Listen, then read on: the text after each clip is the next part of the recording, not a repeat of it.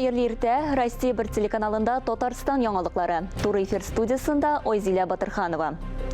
Шуарылышны рәсми хәбәрдән башлыйбыз. Бүген сәгатында Салих Сайдашев исемендәге зур концерт залында Рөстәм Миңнехановның Татарстан президенты вазифасына кирешү тантанасы башлана. Инаугурация тантанасын телерадиотрансляциясы һәм социаль челтәрләрдә карарга мөмкин булачак. Шулай ук кичке сәгать 9-да Россия 24 телеканалында инаугурация тантанасыннан репортажны карый аласыз. Бүген төштән соң Республика парламентының 13-нче сессиясе планлаштырылган.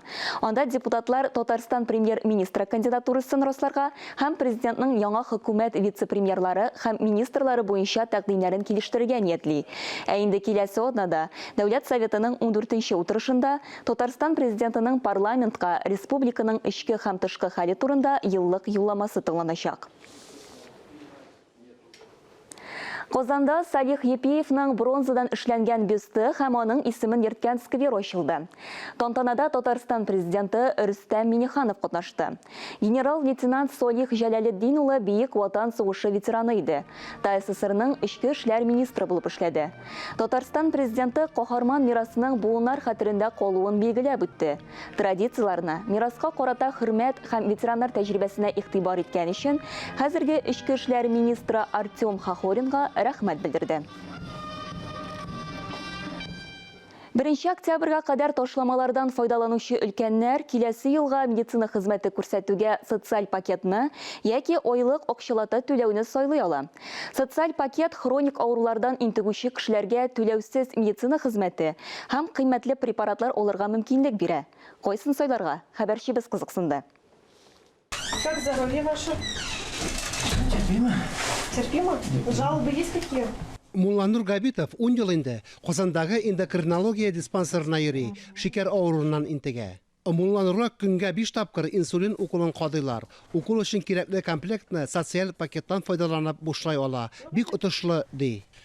Чөнки менә мин 10 ел буе менә бу диспансерга йөрим. Билгеле, мин башта белмичә йөрдем бу шернең ни хикмәтле, ни нәрсә икәнен. Инде белгәндә минем шикәр 23-кә менгән иде. Менә шушында килеп, шушы диспансерга төпләндем. Даруларны шуннан алам һәм федераль үзәктән биргән сот пакет белән мин кулланам. Ел сайын ташламалардан файдаланучыларга сайлау мөмкинлеге бирелә.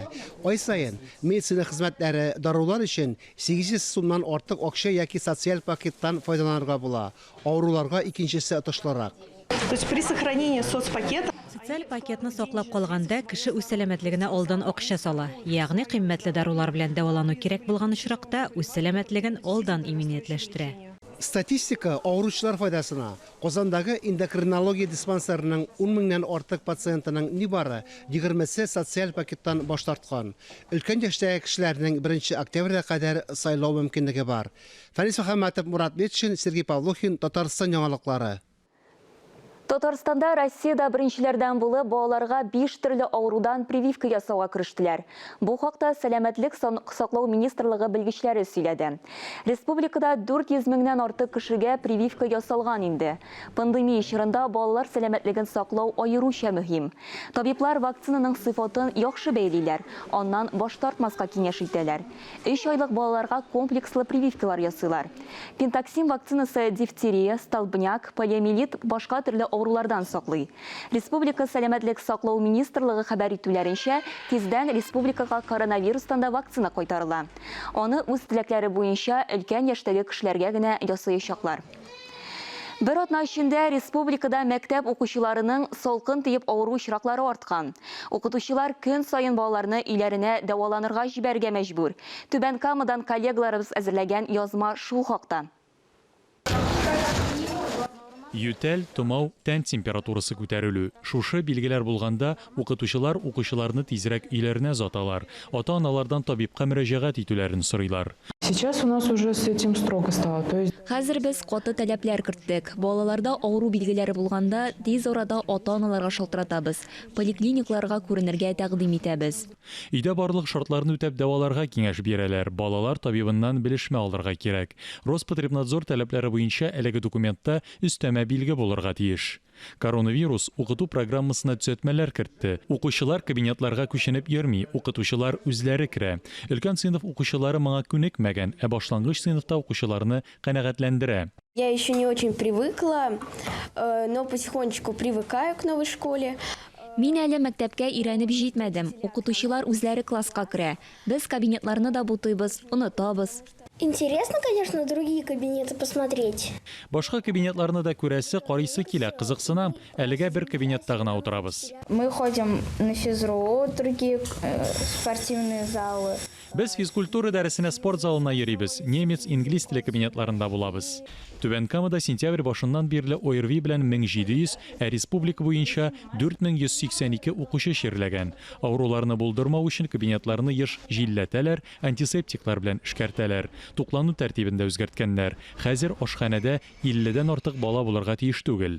Идел Кыямов, Айгөл Яблонская, Фәхри Исламов, Татарстан яңалыклары. Баш дәүләт экспертизасы Казан метрополитенының 2нче тармагының 1нче участогы проектына уңай бәйләмә бирде. Экспертлар инженерлык эзләнүләре нәтиҗәләре техник регламентларның таләпләренә туры килә дигән нәтиҗәгә килде. 6 километр озынлыктагы 1нче участок Казанның Идел буе һәм Совет районнарында узачак. Ул 4 станциyaдан торачак. Шуларның берсе Юлиус Фучик урамы, метроның 1нче линиясына күчеп утыра торган станция булачак. Казан метрополитенының 2нче линиясын төзү проекты 12 станцияны үз иченә ала. 2005 елдан башлап Казанда метроның 1нче линиясе эшли. Ул хәзер 11 станциядан тора. Аның озынлыгы 17 километр, ә тәүлек буе 160 меңнән артык пассажир йөртеп була. Дашка архитектура мәктәбендә яңа күптән көтелгән пианино барлыкка килде. Күп еллар инде учреждение хезмәткәрләре яңа музыка коралы турында хыялланганнар. Ниһаять, шәһәр хакимияте ярдәмендә ул чынга ашты. Хәзер фортепиано архитектура мәктәбендә барлык дәресләрнең аерылгысыз өлеше. 1500 бала музыка ярдәмендә үзләренең сәнгать, коммуникатив һәм логик күнекмәләрен камилләштерә ала. Әлегә сәгатькә шундый яңалыклар иде. Мин Айзилә Батырханова, бүгенгә сезнең белән сау булашам. Исән-имин булыгыз.